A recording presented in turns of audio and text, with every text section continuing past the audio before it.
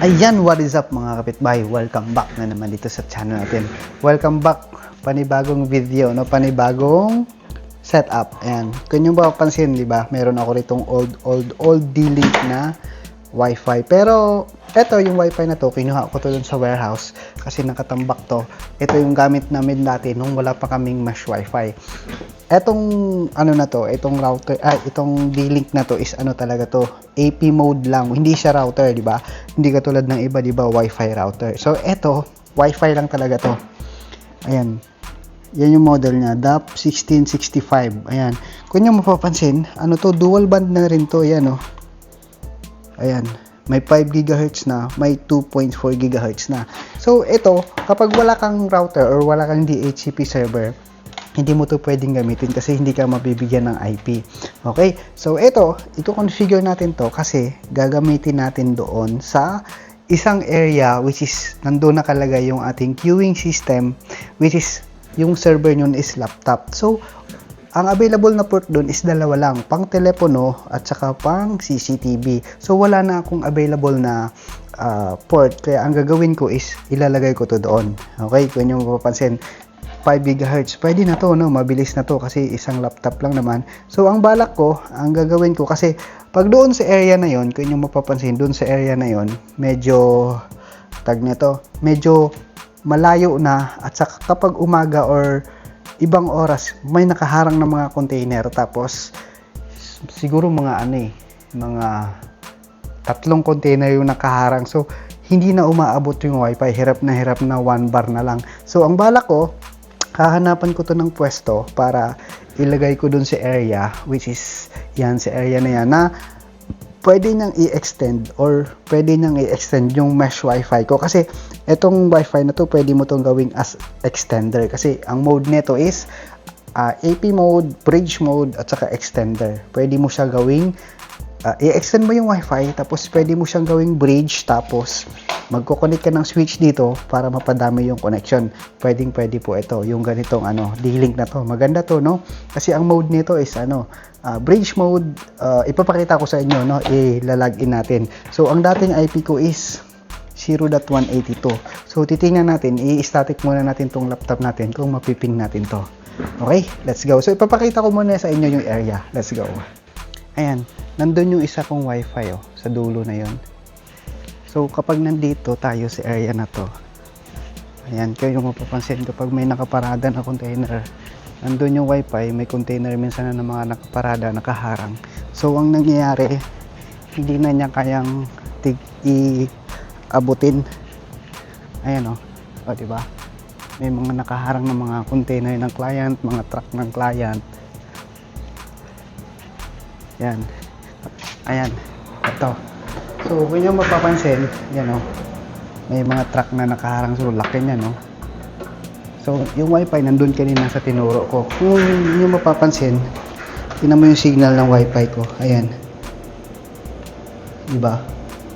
Pumapalo lang siya ng 1 bar, 2 bar. Ayan, o, diba? Ang baba lang. So, itong area na to, so dahil nga yung laptop na to is papalitan namin yan, dito namin yan ilalagay. So, ang mangyayari, yan, kasi yung laptop na yan, yung printer na yan, dito ko yan ilalagay. Dito. Yan, papansin. Pinagawa na namin ito ng bahay. So, ipapasok ko yung laptop dyan. Yan. Ipapasok ko yung laptop dyan, tapos nandito yung touchscreen. So, pag sinarado mo yan, matik, sobrang hina na ng Wi-Fi niyan. So, ito nga, nasa labas pa lang yung Wi-Fi niya is sa 2 bar pa lang na lang yung nakukuha. So, kapag pinasok mo yan lalo dito, so, lalong mawawala ng Wi-Fi. So, ang balak ko, kaya papansin may wire ako dito eh. Ayan o. Meron akong wire. So, pang CCTV at saka yung pang telepono dito. So, wala na akong available kasi kapag nakabilan to eh. Kapag ilalagay ko dun sa ibang bilan, hindi tatagos yung captive portal ko. So, baka mamaya may makakita ng Wi-Fi password o makita doon, di ba? So, baka makuha. So, gagawin natin, i-extend natin yung existing nating mesh Wi-Fi gamit yung D-Link na yun. Alright? So, ganito po yun. Alright, so let's go. ipapakita ko sa inyo kung paano mag-configure ng D-Link DAP na yon. Kung gusto nyo ng Wi-Fi na mayroon siyang bridge mode, AP mode, saka extender mode, pwede mong bilhin yung DAP na gano'n na D-Link DAP. Maganda na rin yun kasi naka 5 GHz na rin, no? Hindi ka na lugi doon. Right, so let's go, balik tayo doon sa PC natin. Ayan, edit muna natin. So, yung dati kong IP is 0.182. So, tingnan natin dito sa laptop. Internet. Uy. Saan na yung control panel? Control panel. Tapos, network. Ayan. Edit muna natin, no?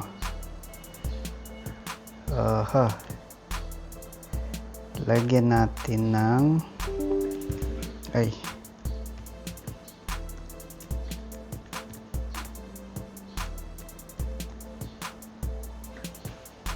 yan. So, ano ba yan? 182. So lagyan natin siguro ng 182. 192.168.0.180. So, try natin i-ping.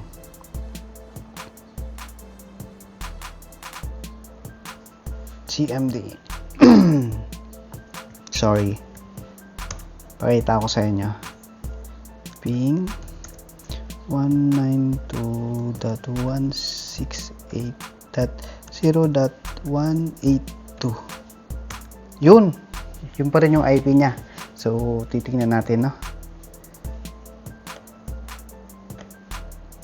Yung IP niya. Browser.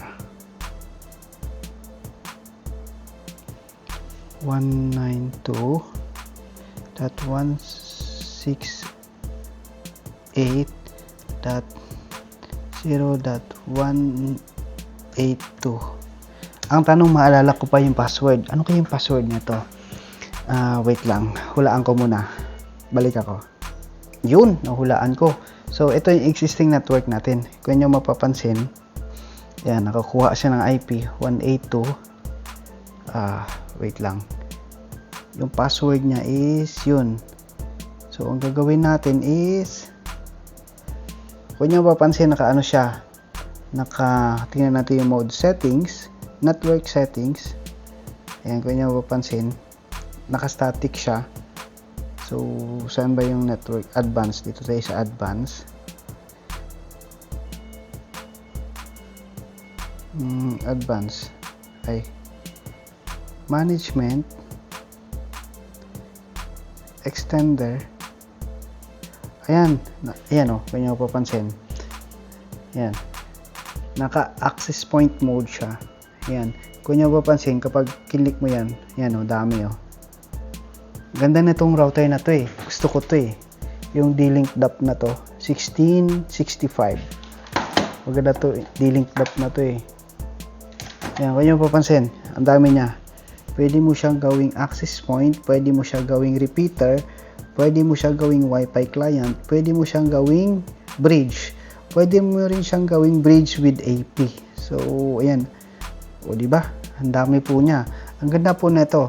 Kung yung mapapansin, eto, diba, ano kayo, mahilig kayo mag-DIY. Etong D-Link DAP na to, ayan, replaceable yan. Replaceable yung ano neto, yung antena, ayan, kaya papansin, pwede mo siyang tanggalin. So, yung router na to, pwede mo siya gawin as a P2P.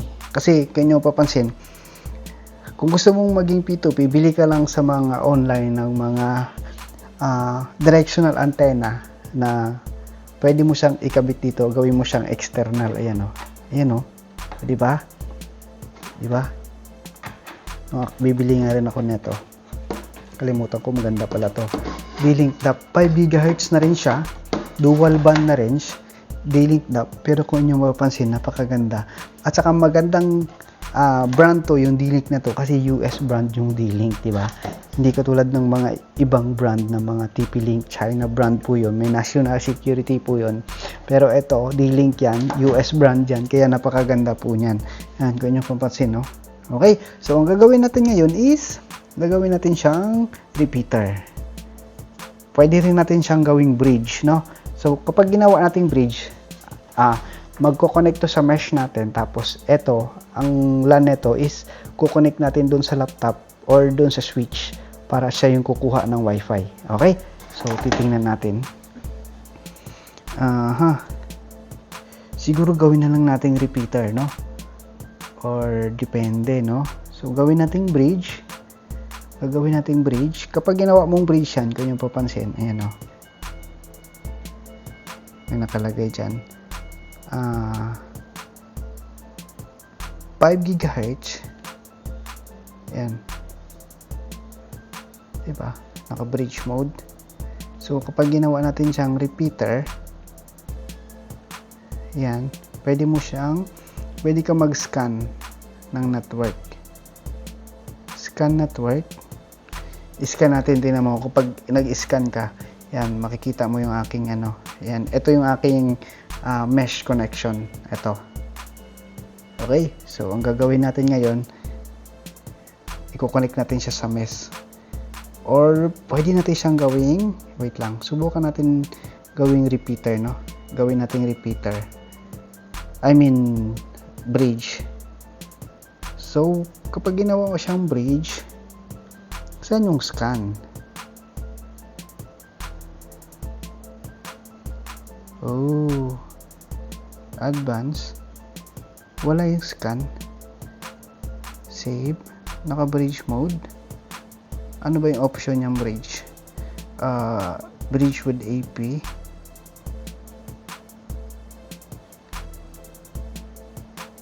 So,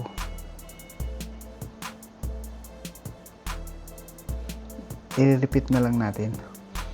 So, scan natin. Tapos, ilalagay natin ganito. Subukan natin. Scan natin yung sarili nating mesh. Tingnan natin kung ano ba to? Scan.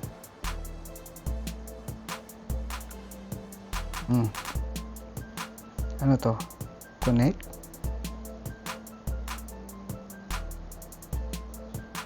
Yan, connect.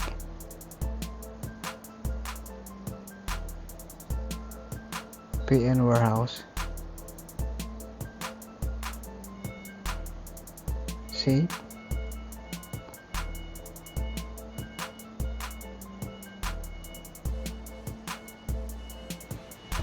Pwede niya kayang i-extend to. Pero mukhang hindi pwede. Kasi manghihingi ito ng security restriction dun sa mesh natin. Kapag hindi pwede, ang gagawin natin, stand alone na lang natin siya. Tapos, i-connect natin siya dun sa VLAN natin. So, i-allow na lang natin yung VLAN dyan. Naka-repeater mode na siya.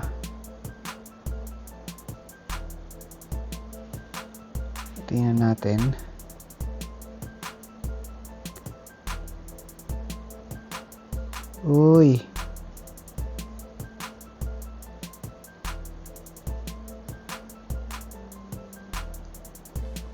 Pag Wi-Fi client, hindi ko pala siya pwedeng i-connect sa mesh kasi may restriction. So, wala akong choice kundi ang gagawin natin is EP mode pa rin to. So,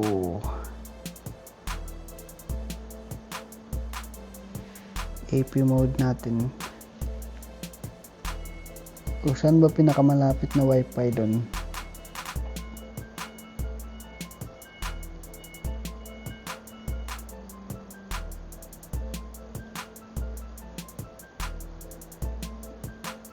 So, hindi ko pa siya sinisave. So, ibabalik na lang natin. Ayan. So, Ang gagawin natin, ganito na lang siya. Okay. Go to settings. Okay, so ayan mga kapitbahay. Ang gagawin na lang natin is stand alone na lang natin. Hindi natin pwede siyang i-connect doon sa mesh. Hindi niya pwede, hindi sila compatible, hindi niya ma-extend kasi wala namang restriction yung mesh natin dahil nga naka-captive portal yon. So hindi niya pwede i-extend. Pwede mo siyang i-extend kung same model or D-Link or Deco na parehas. Pero ito, magkaiba kasi sila. Kaya walang option na i-extend. So ang gagawin natin, i-stand alone na lang natin tapos ilalagay natin doon sa VLAN na yon. Okay? So let's go.